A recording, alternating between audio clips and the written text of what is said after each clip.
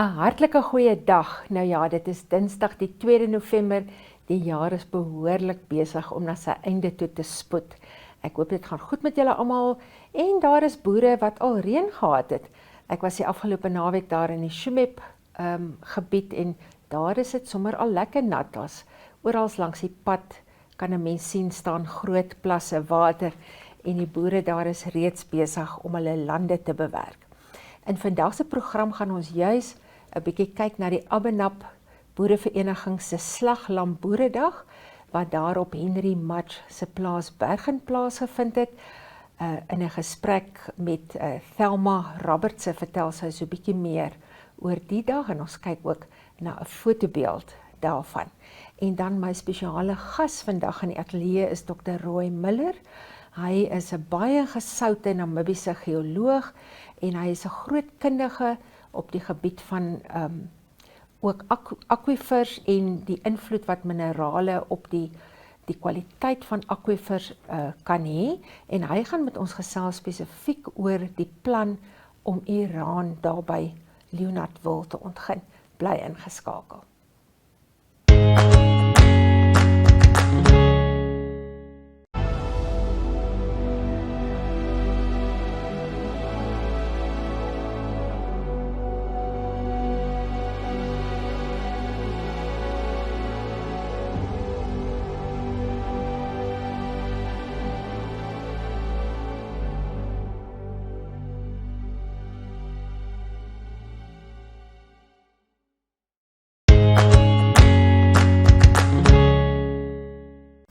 We are very fortunate to have Dr. Roy Miller in the studio today. Dr. Miller is a well-known geologist here in Namibia and he is a former director of Geological Survey in the Ministry of Mines and Energy here in Namibia. He recently studied the impact that uranium exploration near Leonardville would have on the Stampriet-akwifer basin and the quality of the water in this enormous aquifer. Dr. Miller, welcome here in the studio with us and thank you for making the time to be here. First of all, can you start with explaining the importance of the Stampriet-akwifer basin and the aquifers that it hosts? The basin extends from north of Leonardville down to the Kus area and from just east of Marienthal into Botswana and into South Africa. So it's a transboundary aquifer. It provides the water for that whole region. So the whole region depends 100% on underground water from the aquifers in the Stampriet-akwifer basin. So it's all the towns, all the farms in that area, and then also for, there's a lot of farmers growing produce at Stampriet, Marienthal area and so on. Yes, it's all the people, all the irrigation, the town water supplies, and of course the animals as well. Just everything. Without that water, there would be nobody and no animals there. Okay, for those who don't have the background, tell us a bit about Headspring Investments and the exploration work that they has been doing there since 2011 in the hope that they will find a lot of uranium in that area. Headspring Investments is a subsidiary of the Russian State Atomic Energy Agency, Rostom. Now, they mine uranium, not in the conventional way that we understand, but by putting boreholes down into uranium ore bodies in aquifers. All right, and they have, since they started exploring, they have put down apparently 1,000 boreholes or possibly more than that. And they have found uranium ore bodies in one of the aquifer sandstones, maybe more, in the Stampriet-akwifer basin. Now, those aquifers are full of water. The water table is very high. That's why it's artesian. So one can't mine it by open pit mining. It would simply flood. One can't go underground because an underground mine would flood as well. They have to put boreholes down into the ore body. Those boreholes, they put sulfuric acid down. That dissolves the uranium, and then they pump that solution out containing dissolved uranium, process the uranium in a plant on surface, take the rest of that fluid, put a little more acid back into it, and pump it down again. And it's just a continuous cycle where the water, the solution flows through the uranium ore body. It's pumped in and then pumped out again, and in and out. It's a long, continuous cycle that can last for up to 5 years. Rossing and Tsumeb or Tsumeb mines, what are the quality of their ore bodies in comparison to those in the Leonardville area? Rossing has an average grade of 350 grams per ton. Tsumeb is higher, 550 grams per ton. We haven't been told what the grade of the uranium deposit in Leonardville is, but from the internet, this type deposit elsewhere in the world, the grade ranges from 500 grams per ton up to 4,000 grams per ton. So generally, it's higher than the Rossing and Tsumeb type deposit. And what is the implication of that in situ leaching on uranium that will remain in the aquifer with ore bodies with this high grade of uranium? Well, the leach solution has to come out. They abstract. Generally, you have a pattern of injection wells, and in the pilot plant project that they want to do, they have 4 injection wells, and in the middle of that, in a square, in the middle of the square, they have an abstraction well. And they pump out a little bit more than they inject to make sure that the water flows from the injection wells into the abstraction well. Unfortunately, a lot of International Atomic Energy Agency reports show that some of that solution with the dissolved uranium does escape into the rest of the aquifer. And that's what we are very worried about. Okay. The Stampriet-akwifer flows at a very slow pace towards the south. Yes, it slopes to the south. It flows to the south. A lot of the irrigation farms, the greatest use of the water is for irrigation. And 91% of the water that is used in the basin is for irrigation. So the farm boreholes don't use that much. But the pumping for irrigation and obviously the farm boreholes will increase the southward flow of that water through the mining area. And if anything goes wrong during mining and pumping stops because of broken pipes or broken pumps, underground pumps, then that normal flow will take the dissolved uranium further down into the aquifer. What is the impact of higher deposits of uranium in drinking water on the health of people and animals? Well, there's more than just uranium. When a uranium deposit of that type forms, a lot of other heavy metals form close by, in close association with the uranium. And those are just as poisonous as uranium can be. Uranium's radioactive. The decay products of uranium are also there.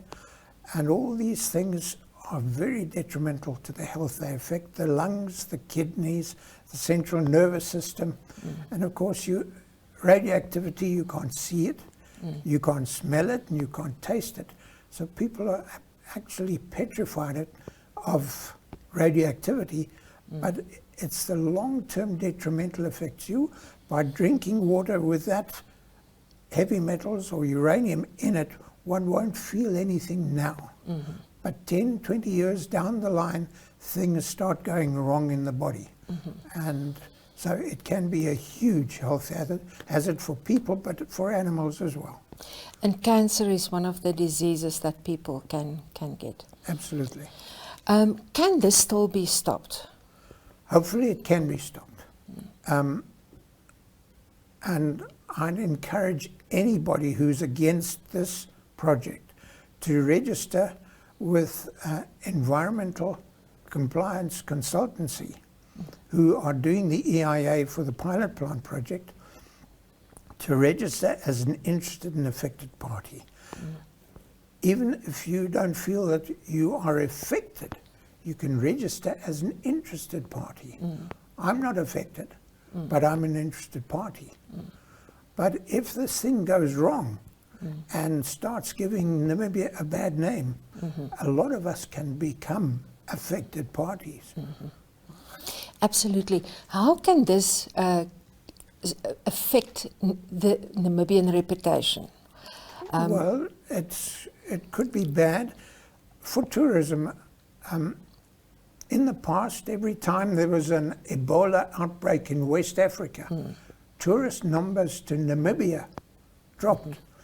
In other words, West Africa and Namibia, Africa appeared to be considered as one country. And yet West Africa is closer to Berlin than it is to Namibia. And that's blanket perception of something wrong in Namibia can be very detrimental for our meat, for our tourism, and so on. And we cannot afford that sort of blanket perceptions, and so can the people of that area not afford to drink contaminated water. If it goes ahead, we've got to stop this before we even get to the pilot plant project, because if that's approved, the next step is obviously the large-scale processing of uranium, and that involves thousands of boreholes over a long period of time, and literally thousands, and millions of cubic meters of solutions pumped down and pumped out, and we're going to lose. We will lose, because that's the experience from other parts of the world. We will lose these dissolved heavy metals and uranium into the aquifer and into the other aquifers above and below, because we know they are in contact with each other. And we've got to prevent this from going ahead. The EIA will, I'm sure, show that we cannot mitigate against loss of solutions. But we've got to make sure that in this water-restricted area, it's a water-restricted basin where anybody who drills a borehole has to get permission to drill the borehole, that we stop mining, basically of any kind, in high-quality drinking water aquifers. Dr. Muller, thank you so much for your time. And we're thankful for the work that you are doing in this regard. Thank you. Stay tuned for our next section.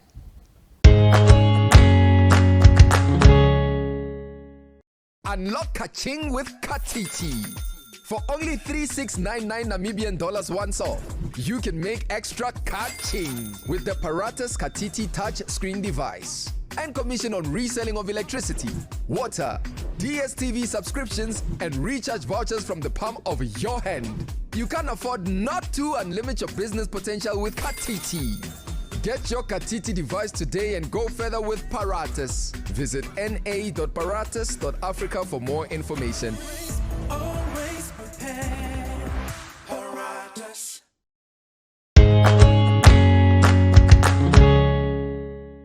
Oorsig van die dag, daar was 'n blokman demonstrasie wat Jan Blou behartig het.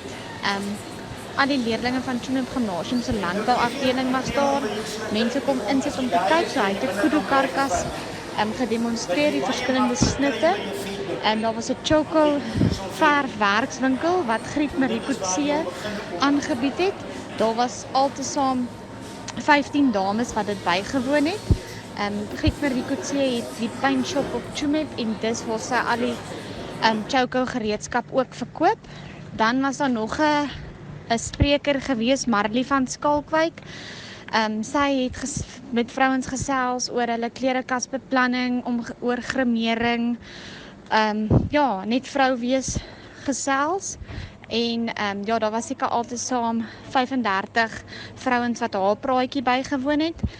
Dan was daar verskillende demonstrasies op die lande. Otjiwarongo Motors en Tractors het hulle implemente en trekkers gedemonstreer. Tazo Firefighters het hulle gereedskap gedemonstreer. Die Abenab boere het hulle trekkers en implemente ook gebring en dit was ook gedemonstreer op die lande.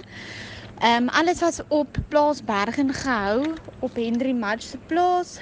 Ons hou dit maar elke jaar by hom, omdat hy vir ons die regte fasiliteite het.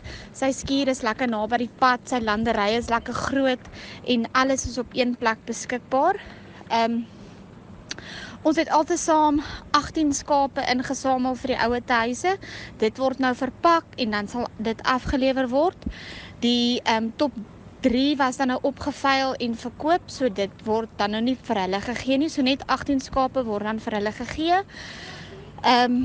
Algemene wenners van die dag, die vetste skaap was Leon van Moelendorf se skaap. Hulle is van Kydiks Farming af in die omgewing. A-graad gradering, eerste plek was Pieter Kotse, hy boer in die Mariental omgewing. En die tweede plek vir A-graad gradering was Fransja Roberts se skaap en hy is ook van Kydiks Farming af in die Abenab omgewing. Groot dinge word beplan vir volgende jaar, so hou asseblief ons Facebook bladsy dop. En dan wil ek ook graag net vir hierdie geleentheid gebruik maak om vir al ons borgers dankie te sê, in geen spesifieke volgorde nie. Securitas, Agri Grow, Compact Packaging, Hofmans Farm Implements, Verback, Tsumeb Winery, Bank Windhoek Grootfontein, Fruit and Veg, Excel Nutrition Africa, Agra, Plastic Packaging, BMG, FNB, Voermeester, Kaap Agri, Swawet, Outdoor Center, Stark Airs, The Coffee Box, Tsumeb Health and Fitness Center, Sekelbossie, The Paint Shop, Cedar Marketing, Paratus en Grootfontein Padstal. Sonder hulle sou ons nie die dag moontlik gemaak het nie. So ja, vreeslik dankie vir almal.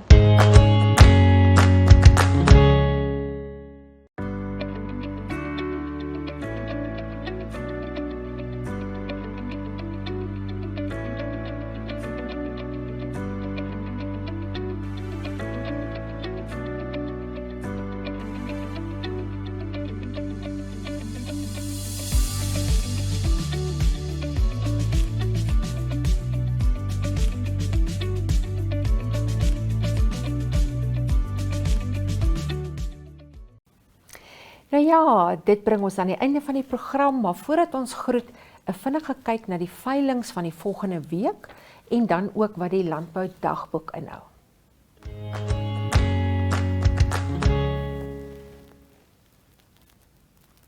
Op 3 November, dis Woensdag, het Agra by Karasburg 'n grootvee veiling en Blouberg het op Grootfontein 'n veiling. Op die 4de het Agra op Otjiwarongo, Mariental en in Windhoek veilings en Namboer by die PVW in D-buis se kleinvee produksieveiling in Windhoek aan.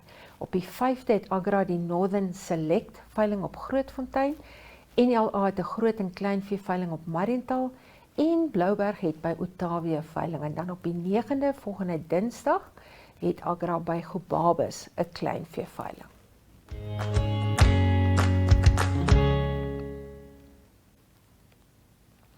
Ek wil tog julle aandag vestig op die spesiale velddag by die Namibië Houtskoolvereniging op 4 November.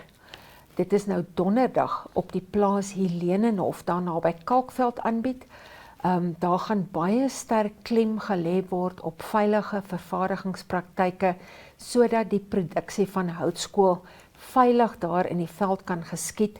Ons weet dat die afgelope seisoen gekenmerk is deur geweldig baie veldbrande en dikwels is die vinger wel ook onnodiglik na die Namibië Houtskoolvereniging gewys, want ons weet dat baie van hulle lede of hulle lede dan nou moet voldoen aan die streng voorskrifte wat gestel word, maar daar dikwels mense is wat hulle nie daarby hou nie, wat ook nie geregistreer is by die NCA nie, maar hierdie dan 'n baie belangrike geleentheid wat daar by Kalkveld plaasvind. En dan op die 11de November, dit is volgende donderdag, het Dordabus Boerevereniging sy laaste ledevergadering van die jaar en dit vind daar op Dordabus in die Boerevereniging saal plaas. Nou ja, daarmee kom ons dan aan die einde van vandag se program. Mag julle almal 'n wonderlike en 'n geseënde weekie en onthou volgende week op dieselfde tyd en by dieselfde plek maak ons weer so. Totsiens.